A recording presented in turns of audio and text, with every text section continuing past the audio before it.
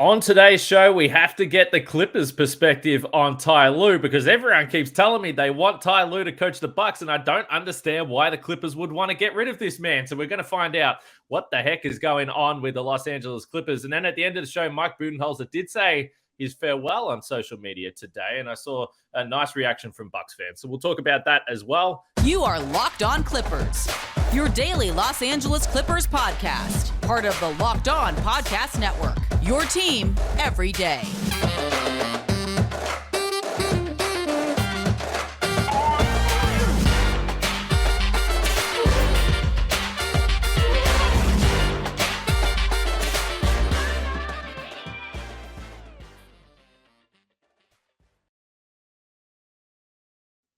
You are locked on Bucks. My name's Kane Pitman. You can see and hear me on this show Monday to Friday, and also find my work over at ESPN. And for the first time on Locked On Bucks, our friends from Locked On Clippers are joining us. Darian Vaziri is here. He covers the Clippers on a daily basis, and I have to say that it has been a fascinating podcast to follow this year because the Clippers are a team that there is always something going on in LA. So we're going to find out more about the Clippers today. Today's show, I should say, is brought to you by the Game Time app. Create an account. Use the code LOCKEDONNBA for $20 off your first purchase. Last-minute tickets, lowest price guaranteed. For Locked On Bucks and Locked On Clippers, we thank you for making it your first watch or first listen of every single weekday. Even though our off-season started a little bit earlier, we appreciate the support because there's plenty of interesting storylines right throughout. So drop a like, a comment, subscribe, follow, all those things. Free to do, and it really helps us. Darian, good to have you here. And I'm a little bit confused about what we're going to talk about, but let me just ask you straight up. What's it like covering this Clippers team? Because I feel like it would be always interesting, but also always frustrating with the lack of ability for this team to stick together and stay healthy for one run. Well, first off, I want to say, Kane, really nice to be on the show. I checked out your guys' episode with you and Frank after Game 5. Yes. I just had to hear what you guys were saying. I mean, it was a crazy situation. I apologize to any Bucks fans. You know, hey, we're also not happy with our season either. So the silver lining is at least you guys got your championship 2 years ago. We still haven't really delivered. So to answer your question, it's pretty stressful. I'm not going to lie. I mean, it's a complete joy for me as a lifelong LA native and Clipper fan. This was my 18th season as a fan. I always say that at the top of my shows. And this was the most disappointing one yet. And then I say that having watched a team that won 19 games in 2009. Like, it's the expectation that kills. Like, it was just, we thought it was all going to come together this year. Kawhi was back. We have the supporting cast. We have Ty Lue. And we just, as you said, we could not stay healthy at all. There were a lot of things behind the scenes that were really weird. Some involving Ty Lue, which I know we're going to get into. And it was just a dysfunctional season. So, as far as covering the team, the fun was being on Locked On Clippers, being on my own platform, talking about the Clippers and kind of coping with the fan base. But It was stressful. I'm relieved that it's over. Like, truly, it was painful this year. Yeah, we talk a lot about the fact that Locked On Bucks, and people don't have to agree with me, and I'm totally fine with that. But part of it is therapy, I think, for the fans as well. So this season, 56 games for Paul George in the regular season, 52 for Kawhi Leonard. Paul George isn't there in the postseason. Kawhi is going absolutely crazy. Then he has a knee injury. That basically ends the season, and we all understand that. So for the Clippers that have had this little core together for a few seasons now, from a Bucks perspective, everyone's looking at the idea, well, I think something needs to change. They've already done that with the head coach. You spoke about some things going on behind the scenes. What do you think the state of the franchise is right now in terms of, do they want to give this another go, or do you think there is big change coming? They're going to give this another go. But when I say this, I mean Paul George and Kawhi Leonard. Okay. This year, there were confirmed rumors. And part of the reason why Ty Lue's name is even in this conversation, when you messaged me and asked me to be on the show about Ty Lue, I'm like, does he know something I don't? But there is some validity to the rumblings of Ty Lue potentially being unhappy, because there was a clear difference in what the front office wanted the team to look like this year, Lawrence Frank and Jerry West, and what Ty Lue wanted the team to look like. Ty Lue sees the game of basketball from a point guard's lens, him being a point guard that played in the NBA. He likes point guards. He doesn't really believe in positionless basketball. So at one point of the season, the front office strong-armed him to start Terrence Mann. Strong-armed him to start Terrence Mann because Reggie Jackson was playing so poorly and whatnot. And that anytime you have the front office stepping over a coach, I mean, these coaches all have egos as well, and rightfully so. There's going to be some problems. And I know for a fact, Lawrence Frank wasn't pro getting Russell Westbrook. In a press conference after we made the moves for Bones Highland, Mason Plumlee, and Eric Gordon, he said if there were any point guards that we felt fulfilled our needs, because the last couple of years, everyone's saying the Clippers need a true point guard. We tried Rajon Rondo. We tried John Wall. Reggie Jackson was kind of our guy for a little bit, but we still didn't have anyone that was a true floor general. And when we put Terrence Mann in the starting lineup, we were 10-2 in the last 12 games when Kawhi, Paul George, and Terrence Mann were healthy and starting together before we got Westbrook. So that led a lot of fans to say that we didn't need him. But Ty Lue, Paul George, Kawhi Leonard, they've been adamant since the beginning. They want a point guard. So Lawrence Frank, he said in the press conference, if there was any point guard that we felt would fulfill our needs, has to be able to shoot. That was a clear sign to me. He didn't want Westbrook, but he was convinced otherwise. And a big reason is because Ty Lue loves point guards. So this season, you saw Ty Lue visibly frustrated at times. There was one game against the Grizzlies a couple weeks ago towards the end of the season where we're pretty much like every game counts. You know, we're trying to battle for home court advantage. We're playing Memphis on a back-to-back. I'm not sure if it was a back-to-back or we had one day off, but Kawhi Leonard's playing. He's playing decently. We're about down, I think, 5 points at half. And randomly, Kawhi Leonard sits out the entire second half. And Ty Lue apparently had no idea about this. None. Which makes me, but like if the medical staff sends the Clippers on a road trip and they don't know that Kawhi Leonard is coming out, I just refuse to believe that the medical staff would make Ty Lue's job harder. Maybe that's Kawhi's camp and the whole, Uncle Dennis and the report, the Kawhi injury stuff that carried over from San Antonio. But the point is, Ty Lue was visibly frustrated after the game. That didn't seem normal to me. And he also said later in the season, I'm frustrated, but because of some other things. Very vague. So it was very clear to me that there were some things going on behind the scenes. There was also his love of Marcus Morris, who the front office and all the fans wanted to be replaced in the starting lineup. And it took him till, I want to say, the last month of the season to do it. And I also think there was still some front office pushing him to do that. So the main reason you're hearing rumblings is because the front office wanted to lean into this wing-heavy team that the Clippers have assembled, and Ty Lue likes the guard-heavy approach and often was criticized this season, and rightfully so, for playing too many 3 and 4 guard lineups.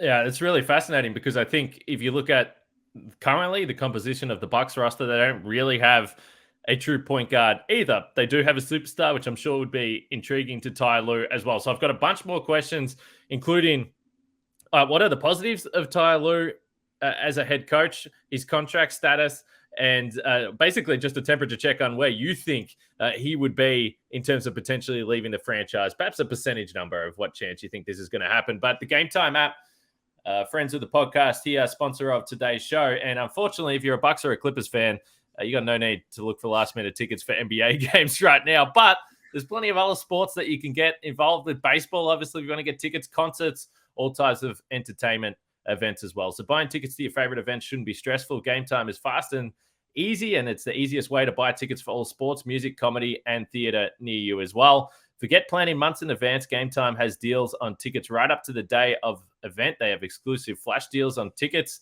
for all those events we mentioned, and the Game Time guarantee means you'll always get the best price. If you find tickets in the same section and row for less, Game Time will credit you 110% of the difference. So download the Game Time app, create an account, and use the code LOCKEDONNBA for $20 off your first purchase. Terms apply. Create an account and the redeem code LOCKEDONNBA for $20 off. Download Game Time today. Last minute tickets, lowest price guaranteed.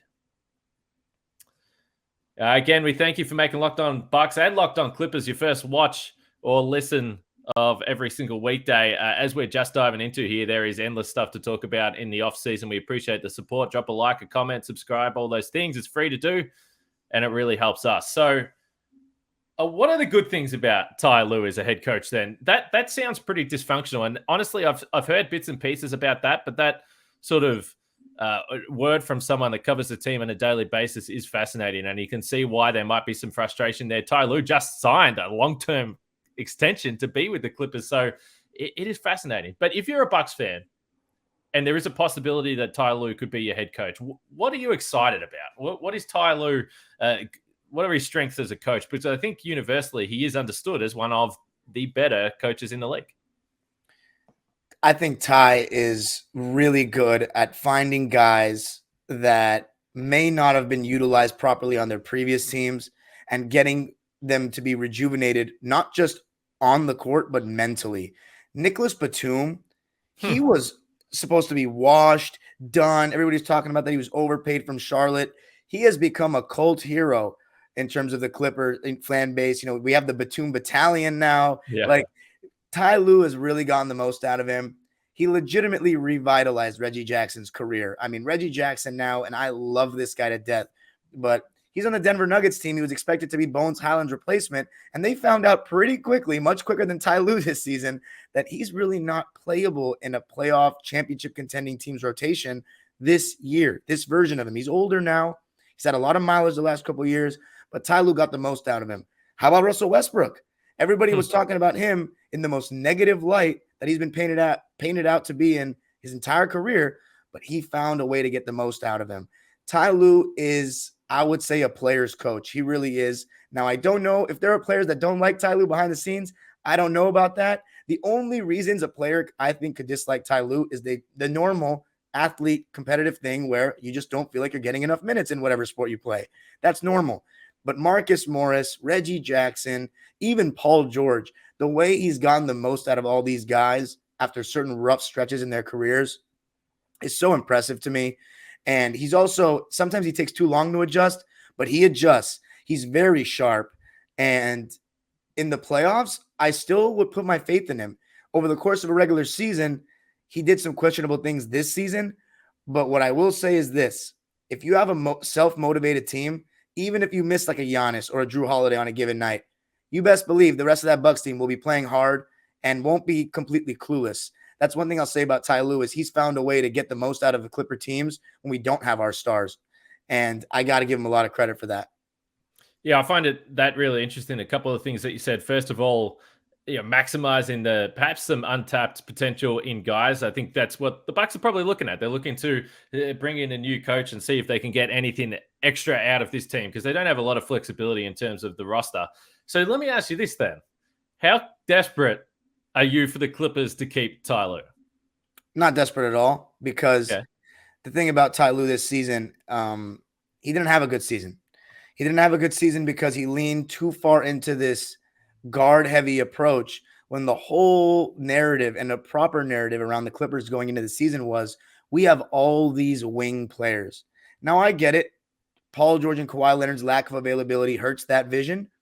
But you had Robert Covington, who had over 30 DNP coaches' decisions this year after getting re-signed for $11 million a year this past summer. That's not normal. That's a clear difference in opinion of his skill set with the front office and the coaching staff. Because you can't. How do you pay a guy $11 million a year this past summer and you give him that many DNPs? I understand if he played and was awful and you're like, yeah, I just didn't work out. But that's not what the case was with Rocco.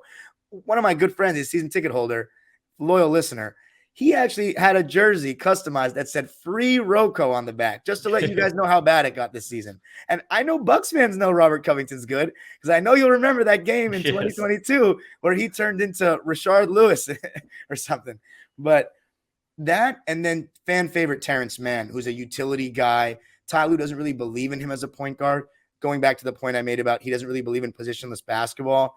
He would play guys like Reggie Jackson, Norman Powell, Luke Kennard together in small ball lineups where we had no center. So like imagine Robert Covington and Nico Batum are your rim protection, and then those three average to below average defensive league guards are in the backcourt. It was just food on defense for other teams, and it took him a long time, a little too long for a coach with such a high basketball IQ to make adjustments. So the only reason why I'm not desperate, some Clipper fans may disagree. A lot of Clipper fans are calling for his head this year. I'm not that extreme about it. But me personally, just Darian Vaziri is a defense-first guy. So I view things from a defense-first lens. Ty Lue clearly sees things from an offense-first lens, shot creation, that kind of thing. So from that point, I fundamentally disagree with him and wouldn't mind if we went a different direction with this team. But if Ty Lue comes back, I'm still going to support him 100%. Yeah, all right. That's interesting. All right, then. So then the big question, because I just woke up over here in Australia. Someone has sent me a screenshot of a Reddit post with someone on the Clippers board saying, I guarantee Ty Lue is going to be coaching the Clippers next year. So let me ask you this. Coaching the Bucks next year. Apologies. What do you think the chances are that Ty Lue leaves? And I have to imagine, and there'll be other names in the mix. We've spoken about them. Nick Nurse obviously is going to be right up there. But if Ty Lue leaves the Clippers, I feel like he's walking into another job. I think the Bucks job is the most attractive in the market. So what do you think the chances are that Ty Lue is coaching Giannis and the Bucks next season? 40%. That's still pretty high, honestly. It is, yes. 40%, I'd say. I think it's tough to say because Lawrence Frank in the exit interview said that why wouldn't Ty be coaching a team? But it seems so rehearsed. Like, I just don't know if I buy it. There was clearly, because I'm not going to knock certain journalists, them reporting things out the blue. I don't believe it, because when I hear secondary sources that things aren't like, the things I told you in the beginning of the show, like him being frustrated with the whole Kawhi thing and saying I'm mad about other things, and the whole Terrence Mann and Marcus Morris, Terrence being inserted into the starting lineup, all that stuff, maybe he would walk away. And I also want to acknowledge that Ty Lue dealt with a lot this year. He lost a lot of people in his personal life, and he still just trudged on and was still our coach for every game. So besides, I think like one or two where he was sick. So I got to give him a lot of credit for that. He put up with a lot. No load management for him. But I think I'm just going to take Lawrence Frank's word for it. Given what Ty Lue's done for our franchise, I think he'll be back next year. But I honestly think there is a strong chance that they mutually part ways in some way, shape, or form. There's an aspect of, if I'm Ty Lue, do I want to deal with this next season? It's not like, regardless of what I'm saying about playing more wings, and I absolutely think even with Paul George and Kawhi out, he had the opportunity to play wings, and he played a lot of guards, and it hurt us. And obviously playing his favorites, Reggie Jackson and Marcus Morris. When he first came to the Clippers, my favorite thing about Ty Lue was he didn't pick favorites. But then when he was there for a couple of years, he built these personal bonds with Reggie and Marcus, and he just held on to them too long and didn't do what was best for the team, quite honestly. It took till them having to get berated online for him to remove him from the starting lineup, and that's just not cool. And I think that his personal relationships, he's a good people person, I will say that. But yeah, I think overall he'll probably be back with the Clippers, I assume. But there is an aspect of he could be frustrated with the lack of availability and all the drama and want to just go to a more functional organization, which I think the Bucks are, but you might have more insight on that. No, I think it's a fair call. We've always spoken about the stability of the Bucks, so it's interesting for those two reasons. That's my thoughts as well. The front office stuff, and clearly just it has to be annoying for Ty Lue that every year in the postseason these star players aren't there, because we've seen when this Clippers team is healthy, they are a team that can do some real damage and maybe win a title. So we'll see. I'm sure it's frustrating for the fans and interesting for you covering the team as well. Well, hey, we appreciate the time today. We're trying to roll through and get into a bunch of different candidates and get the inside word. So this has been a lot of fun for me, man. Thanks for jumping on. No, thank you so much. It was awesome. All right, we're going to keep rolling next. I'm going to talk about Mike Budenholzer saying goodbye to Milwaukee. And there's some fans that were a little bit emotional about that. It was a nice goodbye there from Mike Budenholzer. So we'll get to that next after we talk about Prize Picks.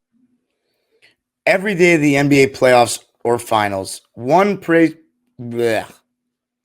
Every day of the NBA playoffs and finals, one Prize Picks user will win a chance at becoming a millionaire.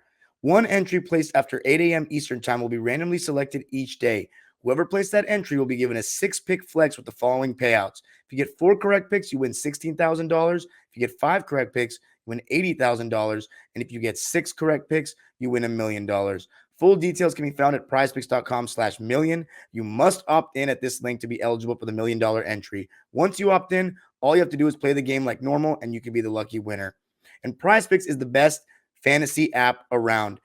All you got to do is pick 2 to 6 players and predict if they will score more or less than the Prize Picks projection in a certain category. You can win up to 25 times your money on any entry, and it's not competing against other people. It's just you and the projections available. And Prize Picks offers projections on any sport that you watch. Doesn't just have to be NBA. Can be MLB, can be NHL, you name it. and entries can be made in 60 seconds or less. It's that easy, safe and fast withdrawals, and currently operational in over 30 states and Canada. Just download the PrizePicks app or go to prizepicks.com to sign up and play daily fantasy sports. First-time users can receive a 100% instant deposit match up to $100 with the promo code Locked On. If you deposit $100, PrizePicks will give you $100. If you deposit $50, PrizePicks will give you $50. Don't forget to enter the promo code Locked On at sign up for an instant deposit match up to $100. All right. So to close out, I want to thank Kane for having me on Locked On Bucks. Hope you guys enjoyed that. I know a lot of it is stuff that you guys already knew. As far as Ty Lue going to Milwaukee, I was pretty shocked when Kane asked me to be on the show. That, obviously it is the offseason, so we are just searching for content as hosts, but it's an interesting conversation. Ty Lue going to Milwaukee. Obviously, it's not even worth talking about really on this show until we see him part ways with the Clippers or get fired or whatnot. I don't think even if Ty Lue leaves, it's going to be that he gets fired. I think it'll be some kind of mutual parting of ways where Ty Lue's like okay to leave and he's like not fiending to stay. Because as I said, the availability or lack thereof of Kawhi and Paul and the front office kind of having a different lens than him, that may cause him to leave. It's been frustrating. There's a lot of pressure on him. He can't seem to build any continuity or chemistry throughout the course of the season, which hurts his ability to find consistent rotations and lineups. So the Bucks, you'll have a lot more stability there. And I think he would like it. And plus, you don't really got to worry about guards and lack of defense when you have the best defensive guard in the NBA pretty much with Drew Holiday. So I don't know. I think Ty Lue, the only point I do really agree with that Kane made, well, I shouldn't say that, but what I do agree with is that if Ty Lue does leave the Clippers, absolutely, I think he could take the Bucks job. It's very in the realm of possibilities. And why wouldn't he? They're a championship contender. He's right back in the championship conversation, if not louder in the conversation with Giannis.